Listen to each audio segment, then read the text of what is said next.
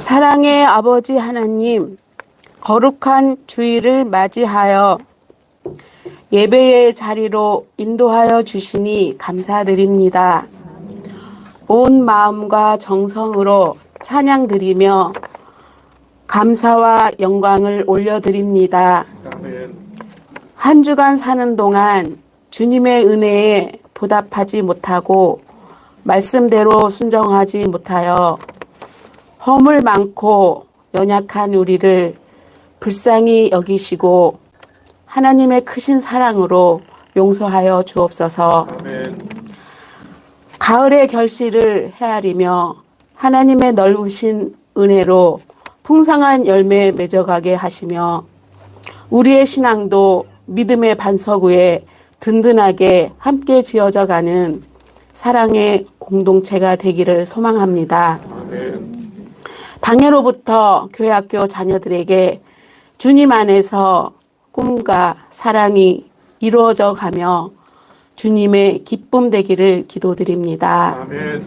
담임 목사님께 성령 충만한 권능의 말씀으로 은혜의 복된 말씀으로 지혜와 능력을 주옵소서. 몸이 아픈 교우들을 여호와 라파 치료하여 건강하게 회복시켜 주옵소서.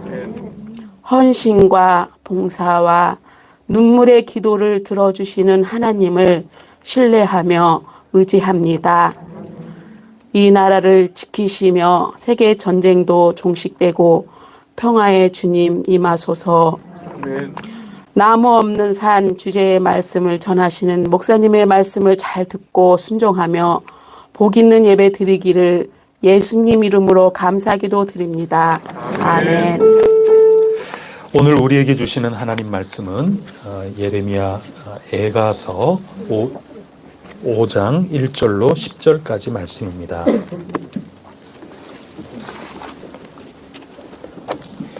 예레미야서 5장 1절부터 10절까지 말씀. 구약성경 1149쪽입니다. 한 절씩 교독하겠습니다. 여호와여, 우리가 당한 것을 기억하시고 우리가 받은 치욕을 살펴보옵소서.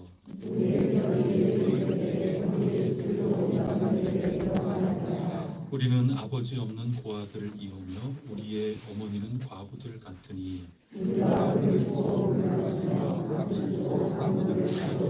우리를 뒤쫓는 자들이 우리의 목을 눌러싸우니 우리가 기진하여 쉴 수 없나이다.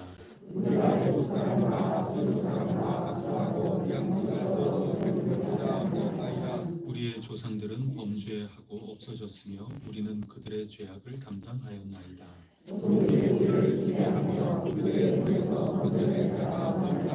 광야에는 칼이 있으므로 죽기를 무릅써야 양식을 얻사오니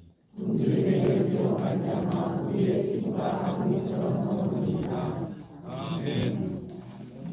오늘은 우리 권사님들 나오셔서 하나님 찬양해 주시겠습니다.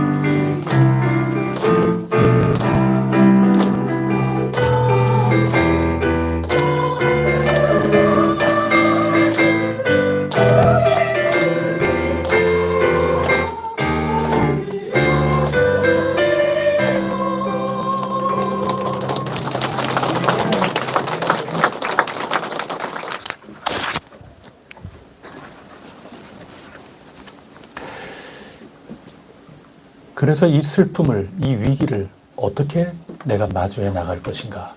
예레미야 애가서는 그것을 우리에게 가르쳐 줍니다. 단지 이 슬픔을 어떻게 제거해 버릴까, 어떻게 마취약을 써서 내가 이 고통을 느끼지 않게 할 수 있을까, 이런 처세의 책이 절대로 아닙니다. 이 슬픔을 씩씩하게 마주하면서 어떻게 이것을 우리 모두가 살아나갈까, 거기에 대한 지혜를 주는 책입니다. 우리가 지금까지 읽어오면서 여러 가지로 묵상도 하고 그랬지만 오늘 마지막 장에 들어서 우리가 몇 가지 정리를 해볼 것은, 그렇기 때문에 이 슬픔과 위기라는 것을 그냥 너무 간단한 말로 이 모든 것들을 해결하려고 성급하게 덤벼서는 안 됩니다. 우리 예수 믿는 사람들이 그러기가 쉽거든요. 기도하면 되지 뭐, 다 맞는 말이거든요. 근데 어떤 경우에는 기도하면 돼 하는 이게 정말 어렵고 힘든 일에 처해 있는 사람에게는 더 하늘이 무너지는 것 같고 더 숨 쉴 수 없이 답답함을 주는 게 될 수도 있어요. 다 맞는 말인데 너무 맞는 말이라서 숨을 못 쉬게 만드는 그런 경우가 있거든요. 나는 정말 힘든데 너무 다 잘 될 거야. 에이, 다 잘 될 거야. 이런 얘기가 고마운 얘기긴 한데 더 가슴이 미어오고 숨 쉴 수가 없는 그런 경우가 참 많이 있는 겁니다. 정말 힘들고 어렵고 그러할 때 단순히 그냥 우리가 너무나도 쉽게 아는 그런 답으로 그냥 성급하게 해결을 해버리고 성급하게 마취주사 놔서 이 고통에서 벗어나려고 하고, 그게 능사는 아닙니다. 그게 해결이 될 좋은 방법일 경우가 참 많이 있고 그게 맞는 얘기인 것 같고, 그래도 그런 방법만이 능사는 분명히 아닌 겁니다. 그런 면에서 이 예레미야 애가서는 이 고통과 함께 살아나가는 그 길을 우리에게도 가르쳐주고 있는 것이고, 그 첫 번째는 우리가 첫 시간에도 함께 나눈 것처럼 이게 알파벳으로 써 있거든요. 정성껏 슬픔을 대할 줄 알아야 됩니다. 너무 간단하게 그거 기도하면 돼, 지금 틀린 말이 아닙니다. 또 하나님이 다 함께 금방 다 해결될 거야, 다 맞는 말인데 그와 함께 동시에 이 예레미야 애가서처럼 굉장히 정성껏 그 과정을 하나하나 낱낱이 꼼꼼하게 들여다보면서 차근차근히 정성껏 이 슬픔과 위기를 마주해 나가는 그러한 삶의 지혜가 정말 필요하다는 겁니다. 1장, 2장, 4장 이렇게는 22 히브리어 자음 거기에 따라서 썼습니다. 그리고 3장은 66절이죠. 그래서 똑같은 그 자음 하나하나를 3구절씩 아주 정성껏 66행시, 22행시를 쓰는 겁니다. 우리 장로님께서 우리 전체 카톡방에 우리 대전 해성교회 맞죠? 대전 해성 장로교회 이렇게 해서 그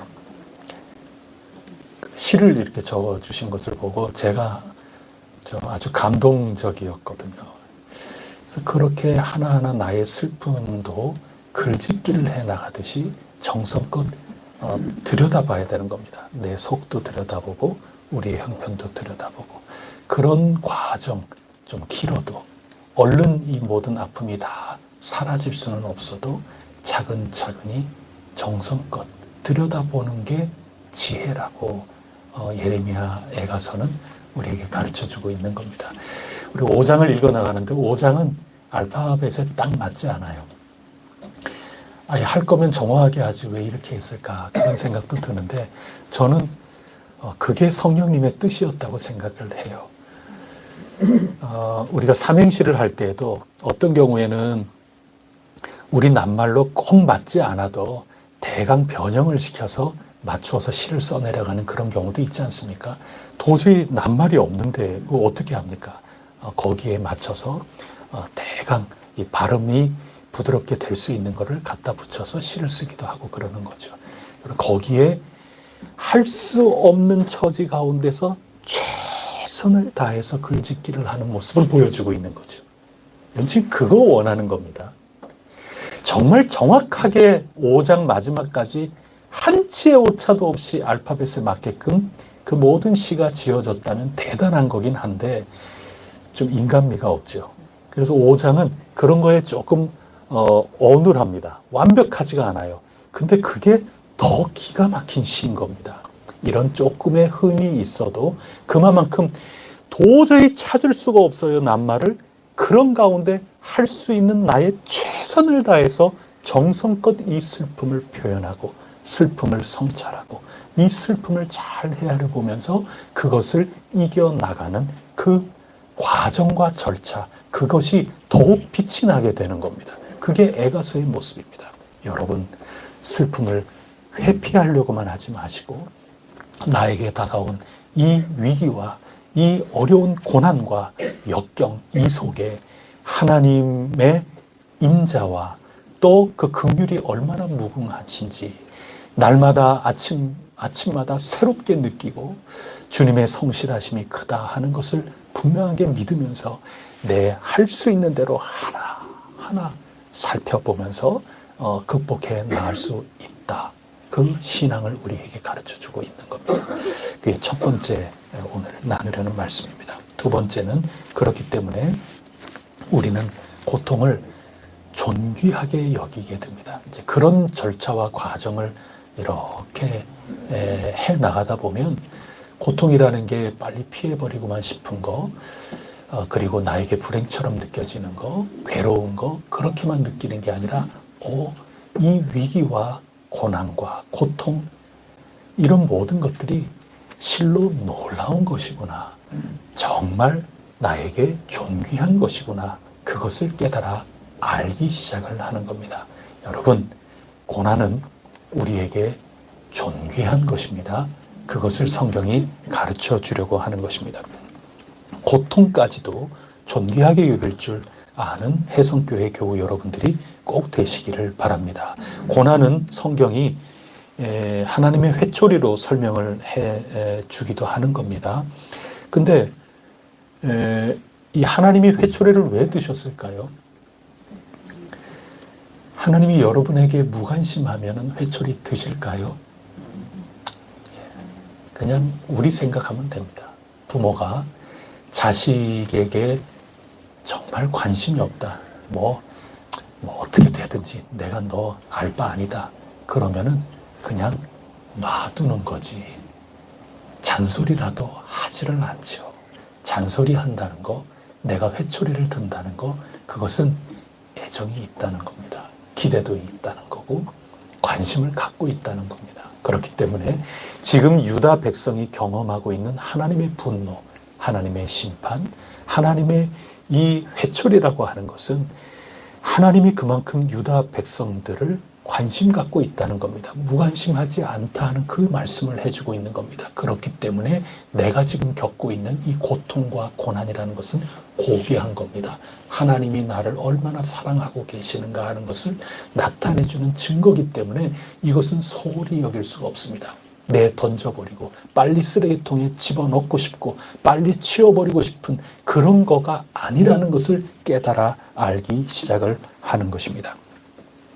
성실하신 주님께 희망을 두게끔 우리를 이끌어가는 겁니다. 아침마다 늘 주님의 인자와 긍휼이 새롭다 하는 것을 깨달아 알기 시작하는 겁니다.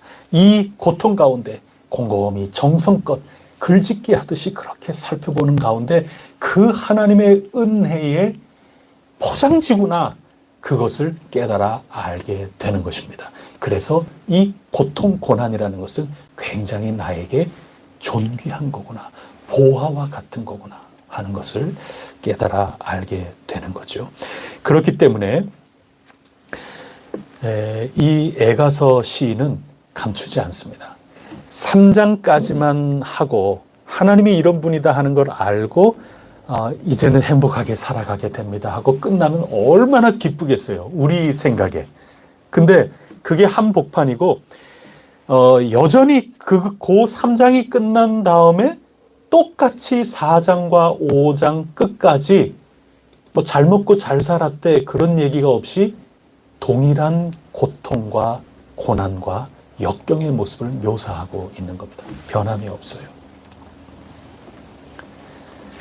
다만 그 고난을 어떻게 대할 것인가 나의 눈만 달라졌을 뿐이지 현실은 전혀 변화가 없는 그 고통의 표현으로 이 4장과 오늘 본문의 말씀 5장까지 채워져 있는 겁니다. 그냥 그대로 내 고난을 드러내는 겁니다. 여러분 오늘 본문에 보면은 그 고난의 모습이 얼마나 나오는지 몰라요. 1절에 보면은 뒤에 치욕이라고 그렇게 표현을 합니다. 2절에 보면은 우리 기업, 우리 재산들이 이방인들에게로 다 이방인 차지가 됐다. 이제 그런 고통을 얘기하고 있습니다. 3절에 보면 우리의 아버지는 사라졌고 남편도 사라졌고 지금 그런 모습. 그리고 4절에 보면 우리 건데 우리가 돈 내고 먹어야 돼요. 주권을 빼앗겼으니까 그렇죠. 이런 고통스러운 일이 지금 어디에 있습니까? 5절 참 기진한 그런 상황 가운데 있고 먹을 게 없어서 지금 이리저리 기웃기웃 거리고 있는 모습이 6절에 나와 있습니다. 다 우리의 죄악 때문이라고 7절 이야기하고 있습니다. 8절에 보면 바벨론 사람들이 부리는 그 바벨론 왕과 귀족들의 그 종들이 지금 유다 나라를 지배하고 있고 그들 손아귀에서 벗어날 길이 없는 겁니다. 9절에 보면 먹을 걸 찾기 위해서 이제는 도시가 아니라 광야 들판을 헤매야 되는데 거기에는 강도가 칼을 들고 서 있기 때문에 이런 죽기를 무릅쓰고서라도 어떻게 해서든지 사 먹기도 너무 어려우니 들판으로 기웃기웃 쫓아다니면서 먹을 것을 뭐 알곡이라도 뭐 하나 날려온 게 없을까 그렇게 찾아다니는 신세가 되었다고 토로하고 있습니다. 그러면서 제가 아주 와닿은 표현이 이 시적인 표현이 굉장하다고 느낀 게 10절입니다. 10절을 다 같이 읽어보겠습니다. 시작. 굶주림의 열기로 말미암아 내 피부가 아궁이처럼 검으니이다. 여러분 이게 와닿습니까? 이 배고픔, 굶주림이라는 게 만약에 태양과 같다면 그래서 열기를 뿜어낸다면 우리의 피부는 새까맣게 탔을 겁니다. 이 기가 막힌 시를 지금 그 정도로 지금 역경과 어려움, 이 고난의 세월을 보내고 있다 하는 그 얘기를 하고 있습니다. 우리나라에서 원래 노벨 문학상을 탔는데 늘 노벨 문학상 그러면 그 하마평에 오르는 늘 후보군에 이렇게 올라오는 그 중국 소설가 가운데 옌커라고 하는 그 사람이 있습니다. 그 사람의 소설 가운데 연월일이라는 소설이 있는데 그 소설을 보면은 그 한 마을에 그 지역에 엄청난 기근이 찾아오지 않습니까? 가뭄이 찾아와서 살 수 없어서 마을 사람들이 전부 먼 나라로, 먼 지방으로 전부 피난길에 오릅니다. 아주 나이가 많은 그런 노인이 한 사람 있었는데 그는 따라가기를 포기합니다. 왜냐하면 워낙 노쇠하셔서 걷다 보면 한 3일 정도 가다가는 나는 길에서 죽을 거다. 그러니 나는 여기에서 할 수 있는 대로 내 생존을 하겠다. 그래서 유일하게 마을에 홀로 남습니다. 그 노인에게는 친구처럼 지내는 이름이 장님이에요. 그러니까 눈이 먼 그 개 한 마리하고 그렇게 생존을 해 나가다가 결국 마을 사람들이 돌아왔을 때는 둘이 포개어져서 이제 숨을 거둔 그 죽음을 발견을 하게 되는 그게 이제 소설의 내용입니다. 그래서 옛 랭커는 인간의 이 죽음이라는 거 그리고 인간의 이 역경, 고난 이 모든 것들을 가감없이 막 정말 파헤치죠. 막 들추어내는 그런 소설가인데 그 소설 가운데 이런 대목이 나와요. 그게 뭐냐 하면 이 이 둘도 없는 친구, 그 개하고 어떻게 만났는가. 근데 자꾸 가뭄이 찾아오는 지역이라서 가뭄이 오면 개 한 마리를 이제 물 항아리를 이렇게 놓고 개를 그 가운데 묶어요. 그리고 저 하늘을 쳐다보게끔 이 목을 좀 고정을 해놓고 그러면 개가 장렬하는 그 태양을 향해서 계속해서 짖는단 말이죠. 그러면 한 2, 3일 정도 있다가 비가 내리곤 하고 그러는 겁니다. 그래서 그 마을에는 그런 게 하나의 어떤 가뭄일 때의 통과 의례와 같은 그런 관행이 된 거죠. 어느 날 몹시도 가뭄이 세차게 찾아왔습니다. 그때 길을 잃고 먼 곳에서부터 그 마을을 찾아온 개 한 마리가 있었는데 이 할아버지가 그 개를 붙잡습니다.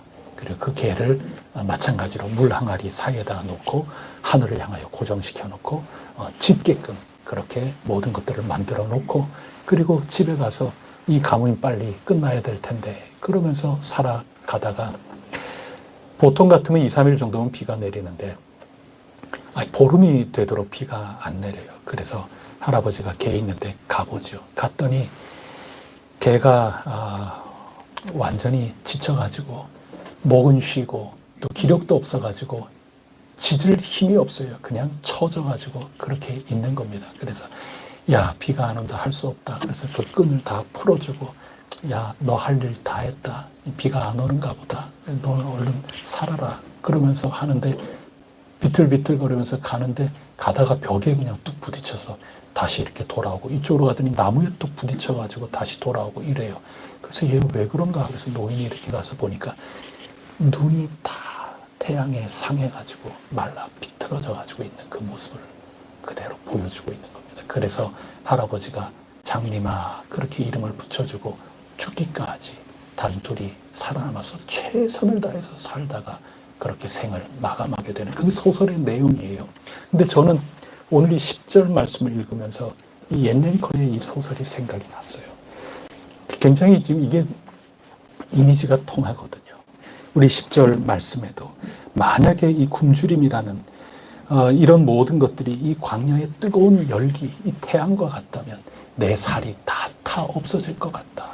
그것을 이 옛 랭커는 그 개의 눈이 다 타버리는 이 삶의 척박하고 이 삶의 이 태양 앞에 다 말라서 패여버리는 그런 모습을 그대로 상징적으로 막 들추어내는 것으로 저에게는 읽혔거든요. 그러면 이 에가나 또 옛 랭커나 이 두 시인이 말이죠. 함께 이 삶이라는 모든 것을 다 태워버리는 이 인생의 고단함, 이 어려움, 이 역경의 모습을 이 한 시인과 한 소설가가 그 인생의 모습을, 우리의 현실의 모습을 드러내고 있다 하는 것입니다. 그렇다 하더라도 고난은 존귀하다는 겁니다. 그렇게 세차게, 그렇게 우리를 힘들게 만드는 그런 어려움이라 하더라도 우리가 역부족을 느끼고 인자와 긍휼이 많으신 그 하나님께 기댈 수밖에 없도록 만드는 것이기 때문에 그 고난은 그 자체로 존엄한 것이고 우리에게 없어서는 안 될 그런 보배와 같다 하는 것입니다. 우리가 하나님께 모든 것을 맡기게끔 우리의 모든 것들을 내려놓게 만드는 것, 그 고난이 없으면 이 위기, 이 모든 것들이 다 황폐하게 되는 이런 경험을 하지 못하면 내 한쪽 구석은 전부 다른 데 다 기대고 있다는 겁니다. 그래서 이 모든 것들을 다 개의 눈이 파여 나가는 모든 사람들이 살 길을 찾아서 다 떠나지만 이 노인은 그 개와 함께 그 삶을 다 마무리할 수밖에 없는 그러한 이 절망스러운 내가 더 이상 어떻게 할 수 있는 일이 없는 그런 인생의 바닥 거기에서 비로소 하나님께 내 마음을 열고 하나님께 기댈 수 있기에 이 경험이라고 하는 것은 내 인생 가운데 더없이 소중한 보배와 같다. 그것을 깨달아 알라는 겁니다. 그게 에가가 우리에게 가르쳐 주는 것입니다. 무의미하지를 않습니다. 어느 날 바울이 말이죠. 하나님께 기도를 했습니다. 기도 제목이 있었어요. 얼마나 기뻤겠어요. 하나님께서 기도하는 대로 나타나 주시고 하나님께서 응답해 주시고 얼마나 재밌어요. 기도하는데 얼마나 재미가 있어요. 여러분 안 그래요? 여러분이 눈만 감으면 하나님이 나타나시고 눈만 감으면 하나님이 보여주시고 주여 하고 눈만 감으면 뭐 온갖 하나님이 말씀해 주시고 얼마나 재밌어요. 그래서 사도 바울이 어느 날 또 재미가 들려가지고 하나님 하나하나 다 나는 너무 은혜가 커가지고 이거 참 다 응답받았는데 가면서 나 뭐해 기도해야 될까?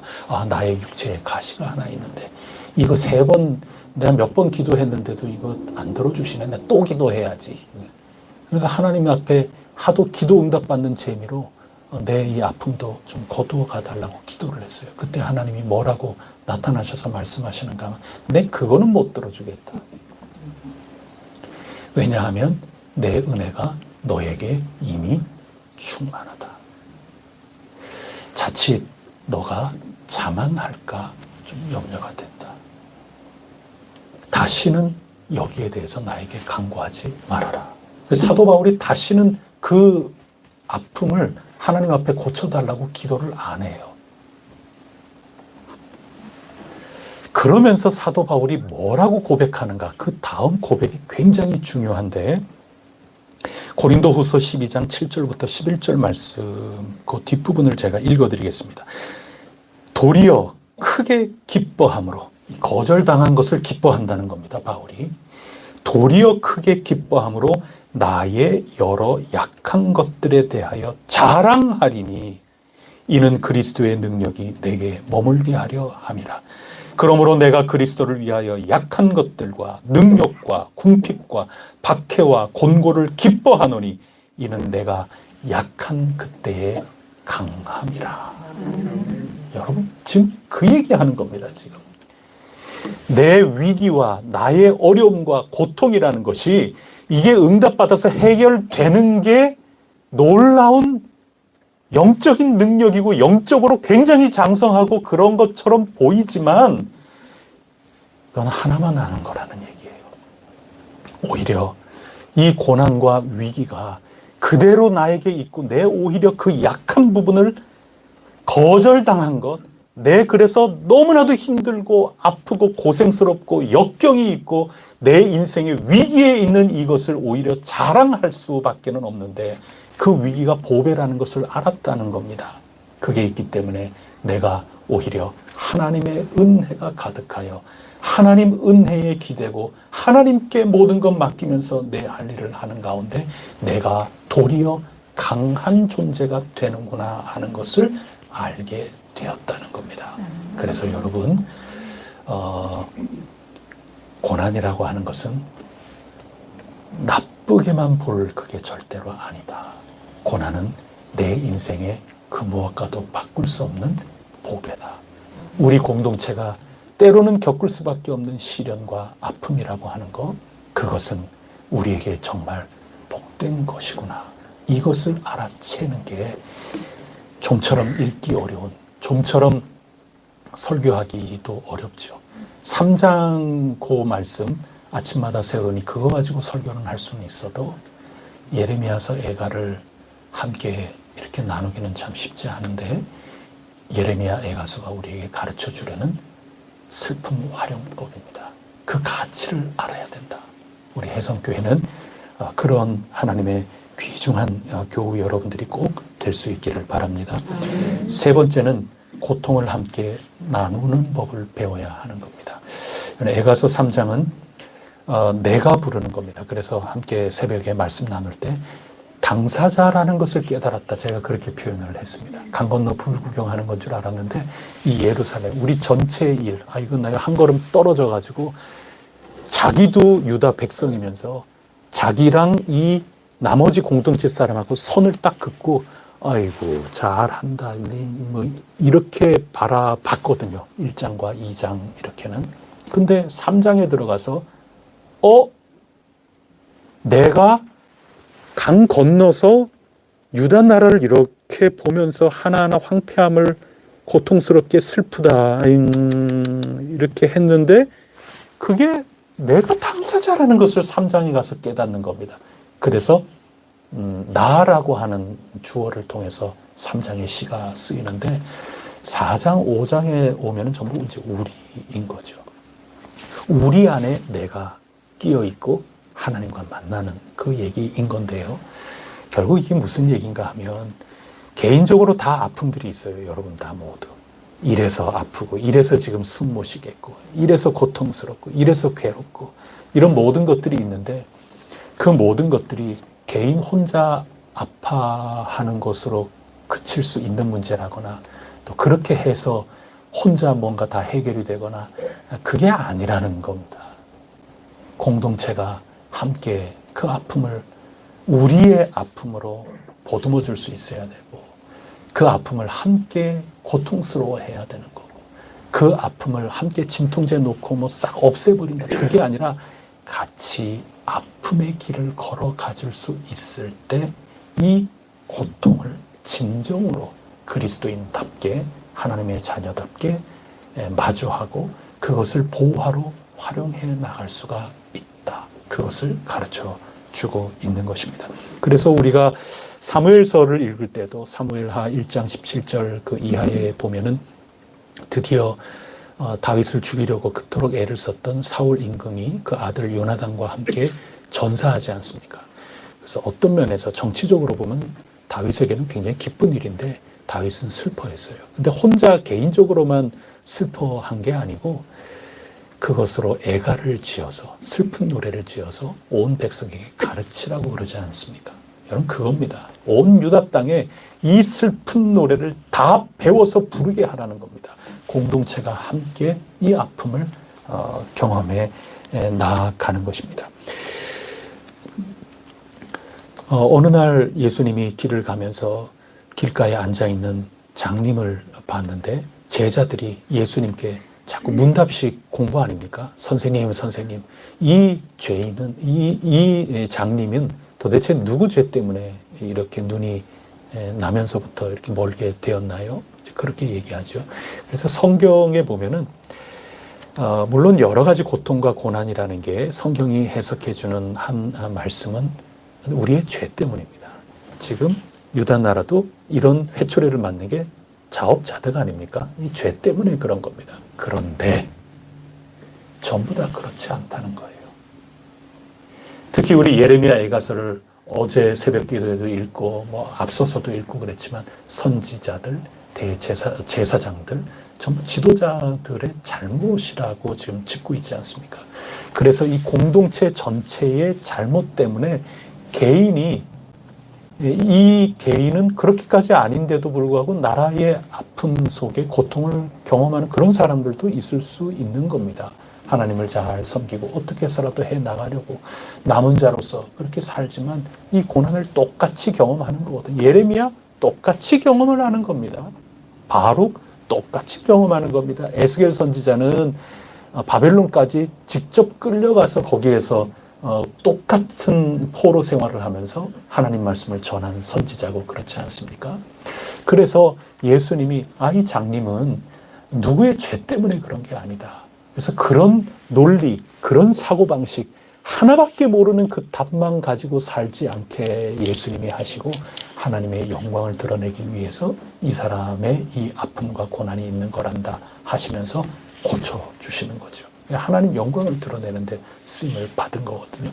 그래서 이 누구의 개인의 어떤 죄 때문에 지금 이 고통을 당한다 하는 이 논리에서 깨뜨리고 공동체가 함께 이 개인의 아픔을 같이 아파할 수 있어야 되는 거고 이 공동체 속에서 함께 눈물을 흘리면서 보듬어주는 그런 길이 있어야 되는 거고 그렇게 이 고통을 활용해 나가야 된다 하는 것을 예수님도 가르쳐 주셨지만 예레미야 애가서가 그것을 우리에게 가르쳐 주는 겁니다. 함께 짊어져야 할 고통인 것이죠.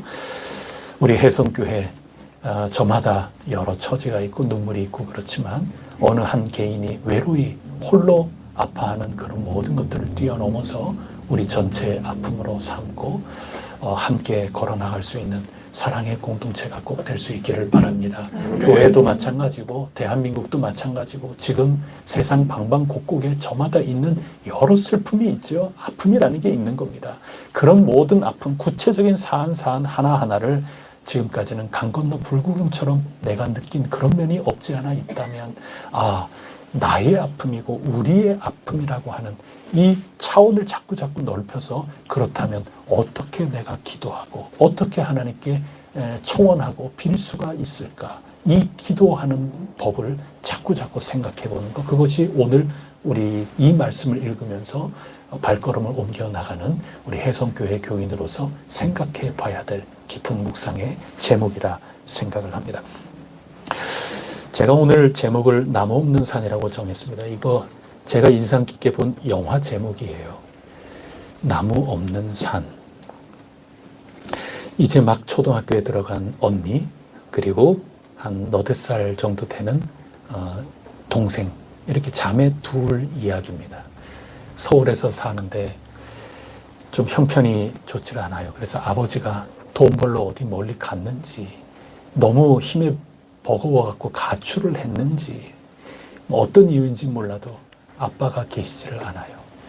엄마가 열심히 이 두 자매를 그렇게 키우고 그러는데 도저히 이게 역부족이어서 안 됩니다.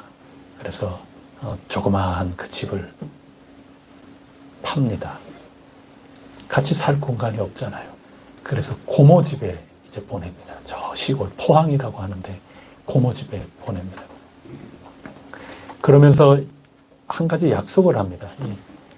그 돼지 저금통을 주면서 이 저금통에 동전을 채워서 이 동전이 가득히 차면 그때 엄마가 너를 데리러 오겠다. 그러니 이 두 자매가 열심히 동전 거기다 이제 넣는 겁니다. 그러다 지혜가 생겨가지고, 지혜가 생겨서 이 100원짜리는 10원짜리 10개구나 하는 거를, 이게 하여튼 그런 거 빨라요. 그러니까 다시 꺼내가지고 동네 전방에 가가지고 이거 10원짜리로 다 바꿔달라고 그래서 10원짜리 가지고 가득히 막 채우고 그렇게 하는 겁니다. 그러면서 공사하면서 쌓아놓은 그런 흙더미, 그게 아이들에게는 산과 같은 그런 거죠. 그 산 위에, 그 흙더미 그 위에 올라가면 엄마가 버스 타고 이제 가시던 그 정류장이 내려다 보여요. 거기서 엄마 언제 오나, 엄마 언제 오나. 근데 엄마가 오셔야 말이죠.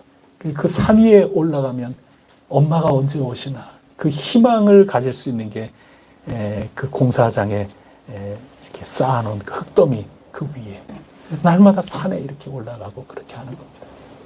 메뚜기 잡아가지고 남학생들한테 돈 100원씩 받고 그거 팔고 그렇게 날마다 하면서 하나씩 그 저금하고 그러는데 엄마는 오지 않아요. 그럼 편지 하나가 도착을 하는데 얘들 아빠도 지금 못 찾고 있고 일이 생각처럼 되지 않으니까 참 고모도 너무 힘들다는 거 안다고 그렇게 하면서 고모가 정말 너무 버거우면 할아버지 할머니 댁에 좀 부탁해달라고. 고모가 할아버지 할머니께 또 이제 더 시골로 가요. 여기 영화의 장치가 재미있어요. 서울에서 서울보다 작은 포항으로 갔다가 포항에서 할머니 아래 더 시골로 이렇게 가고 엄마는 여기에서 이렇게 점점 거리감이 이제 멀어지지 않습니까? 그러면서 할아버지 할머니 댁에서 이렇게 해나가는데 거기에서 할머니 신발이 다 떨어진 것을 보고 이 두 자매가 어머니가 돌아올 그 희망인데 그 돼지 저금통을 깨뜨립니다. 할머니 신발 이거 새로 사시라 그러면서. 여러분 그게 이제 영화가 이제 이런 잔잔한 드라마의 영화인데 희망 거는 거죠. 이 돼지 저금통은. 근데 아무리 가득 채워도 엄마는 오지 않아요. 오고 안 오는 거는 이 돼지 저금통에 있지 않다는 것을 이 어린 자매들이 깨우쳐가는 거죠. 오고 안 오고 하는 것은 엄마에게 달려있는 겁니다. 그러면서 이 작은, 내가 진짜 희망이라고 어른들이 보면 어리석게 생각하겠지만 이 어린아이로서는 철석같이 믿었던 이 작은 희망, 이것을 어느 날 깨뜨릴 줄 알게 돼가는 일종의 성장이 거기서 나오는 거죠. 그러면서 할머니 위에서 다 떨어진 그 신발 위 때문에 자기가 믿었던 희망을 깨뜨리면서 할머니를 위해서 이렇게 살아가는 그런 모습이 등장을 하는 거죠. 그러면서 영화 중간중간에 하늘이 자꾸 나와요. 그냥 단독샷으로 하늘이 이렇게 나오는데 해가 뜨는 그 하늘, 해가 지는 그 하늘, 또 먹구름이 잔뜩 껴있는 하늘, 먹구름이 싹 거치는 가운데 아직까지 해가 얼굴을 내밀지는 않지만 햇살만 이렇게 내비치는 그런 하늘. 그래서 여러분, 이게 친절하게 영화가 그렇게 가르쳐 주는 건 아니지만 이제 영화를 감상하는 저의 입장에서 이렇게 보면 산에 이렇게 올라가서 정류장을 내다보면서 엄마 언제 오나 이렇게 보다가 엄마는 안 오고, 그러니 볼 수 있는 게 하늘만 쳐다보는 거죠. 그래서 이 어린 아이들이 보는 그 각양각색의 이 먹구름이 껴있는 그 하늘은 어린 아이들이 바라보는 그 시각의 하늘이 아닐까, 저는 이제 그렇게 느끼는 건데, 먹구름과 같은 현실이 있다 하더라도 태양은 여전히 존재하고 있는 겁니다. 그리고 깜깜한 밤이 되어서 태양이 저 지평선 아래로 감추어지는 것 같지만 여전히 태양은 존재하는 거고, 먹구름이 있어도 하늘이 파랗게 보이지 않아도 여전히 하늘은 나를 감싸고 있는 것이고, 그래서 나무 없는 산입니다. 여러분, 나무라는 게 어떻게 보면 엄마고 아빠고 또 고모고 할아버지 할머니고 기댈 그 나무들이 있지만 사실상은 이 나무들이 없는 가운데 있는 거죠. 근데 나무만이 기대는 게 아니라 저 하늘이 여전히 나에게 있고 태양이 여전히 먹구름 뒤에 감추어져 있는 그런 희망이 있듯이, 나무가 없지만 내가 올라가서 엄마 언제 오는가, 그리고 저 하늘을 바라볼 수 있는 그 산 꼭대기, 이 산 자체가 내가 기댈 수 있는 진정한 이 희망이고 버팀이 될 수 있는 그런 거구나라는 거를 아이들은, 자기네들은 모르지만 이 영화를 보는 사람으로서는 이렇게 깨우쳐 가고 있구나, 감독이 지금 뭘 얘기하려고 하는 거구나라는 거를 잔잔하게 느끼게 돼요. 근데 이 영화의 마지막 장면이 그렇습니다. 이 두 자매가 손을 잡고 산길을 가는데, 그 분명히 이제 공사장, 고모 댁에 있던 공사장의 그 산, 그게 아니라 진짜 할아버지 할머니 댁에 있는 산이죠. 그러니 거기서도 산에 올라갔다가 내려오는 길이라고 저는 이제 상상이 됐어요.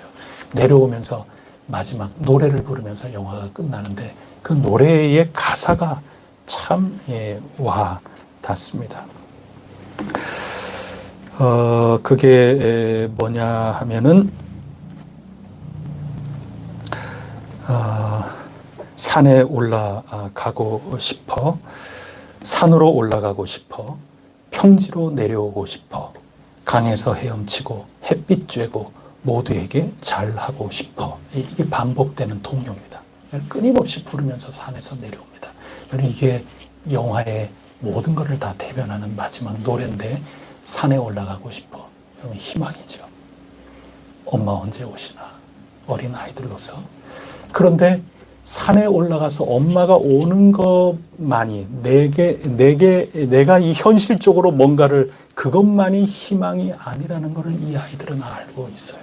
그래서 산에 올라갔다가 여기가 좋사오니 그러면서 그 산 꼭대기에만 있는 게 아니라 내가 해야 할, 내가 살아내야 될 평지로도 가고 싶어. 다시 평지로 내려오는 겁니다. 그게 지금 동요의 가사입니다. 그리고 강에 가서 헤엄치고 싶고, 그렇게 헤엄치다, 강이 있는 거는 골짜기라는 거거든요, 여러분. 산과 완전히 대비되는 그 상징이죠. 강이 산에 흐르지는 않거든요. 골짜기로 흐르지. 그러니 산에 올라가고 싶어, 평지에 내려가고 싶어. 평지의 삶인데 그 삶보다 더 골짜기, 그 강에 들어가서 내가 헤엄도 치고 싶어. 그러다가 다시 나와서 추우니까 햇볕도 쬐고 싶어.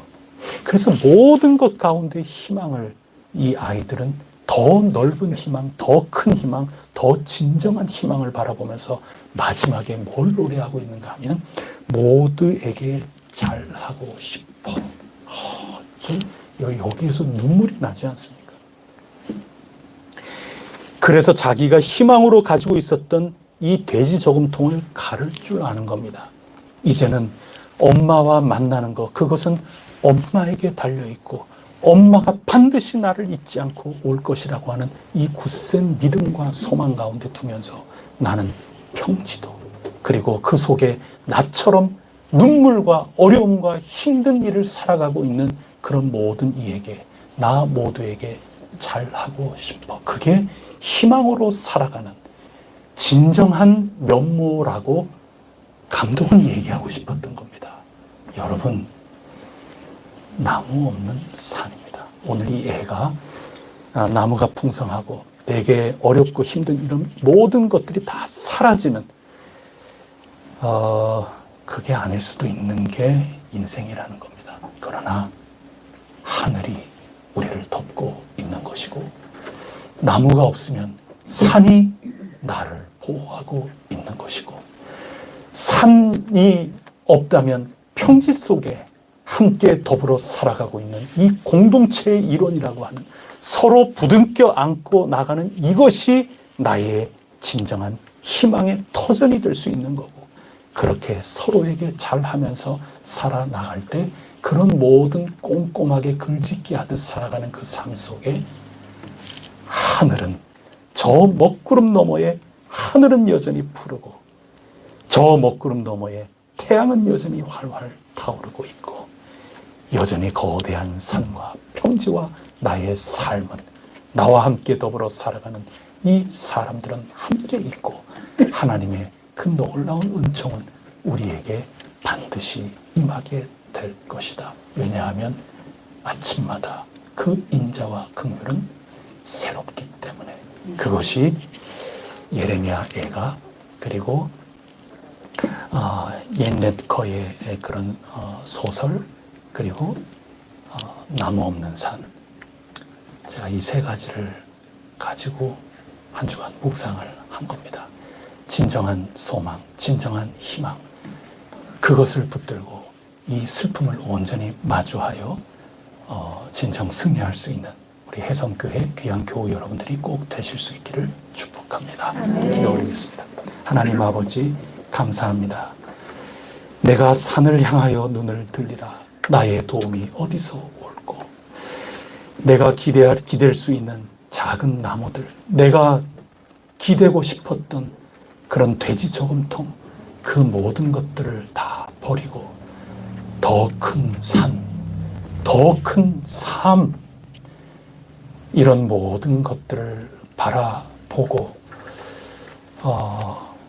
주님의 인자와 긍휼을 붙들고 살아낼 수 있고 살아내야만 하고 이 위기와 역경을 어떻게 걸어나가야 할지 깊은 신앙의 면모를 오늘 예레미야 애가서를 통하여 저희들에게 일러 주시니 감사드립니다. 하나님 아버지 더 큰 믿음으로 더 푸르디 푸른 그런 소망을 가지고 저희들이 한 걸음 한 걸음 주어진 삶을 살아나갈 수 있게 하여 주시옵소서. 산으로 올라가고 싶어 평지로 내려가고 싶어 강에서 헤엄치고 싶어 그러다 추우면 나와서 햇볕을 쬐고 싶어 모든 이에게 더 잘 해주고 싶어 이 어린아이의 노래 그 속에 저희들이 예레미야 애가서를 비추어 보면서 진정 신앙인으로 나의 약함을 도리어 자랑하면서 내 약할 그때 곧 강함이라 내 약할 그때 하나님의 은총이 더욱더 가득하게 차오른다고 하는 이 바울의 신앙 고백을 꿰뚫어 알 수 있게 하여 주시고 저희도 승리케 하여 주시옵소서.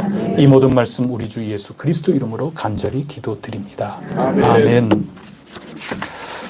찬송가 383장 함께 부르겠습니다.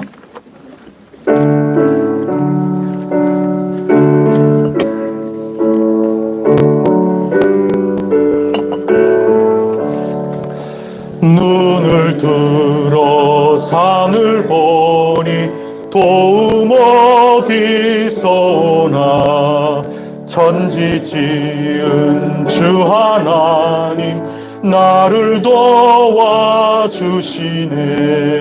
나의 발이 실족지 않게 주가 깨어 지키며 택한 백성 항상 지켜 길이 보호하시네. 도우시는 하나님이 내게 그늘 되시니 낮의 해와 밤의 달이 너를 상치 않겠네. 내게 화를 주지 않고 오늘 보호하시며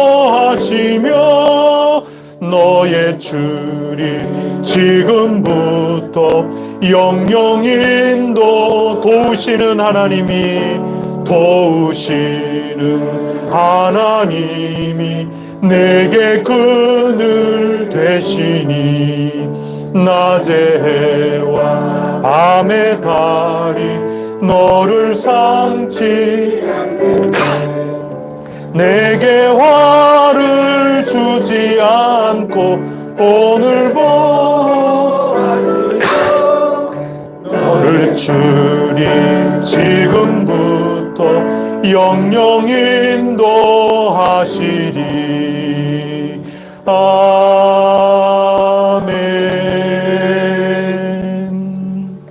이제는 우리 주 예수 그리스도 은혜와 하나님 아버지 크신 사랑과 보혜사 성령님 위로 교통 인도하심이 예수 그리스도 통하여 밝게 명확하게 하나님의 인자와 긍휼이 나타났음을 굳게 믿고 새 언약 신실하게 의지하며 충성되게 충실하게 주어진 삶을 힘차게 걸어 나가려고 하는 오늘 이 자리에 모인 하나님 귀한 자녀들, 영상을 통하여 함께 하나님 앞에 나온 귀한 혜성교회 교우 저마다의 삶 속에, 그리고 저희 혜성 공동체 삶 가운데 언제나 함께하여 주시옵시기를 간절히 축원하옵니다. 아멘.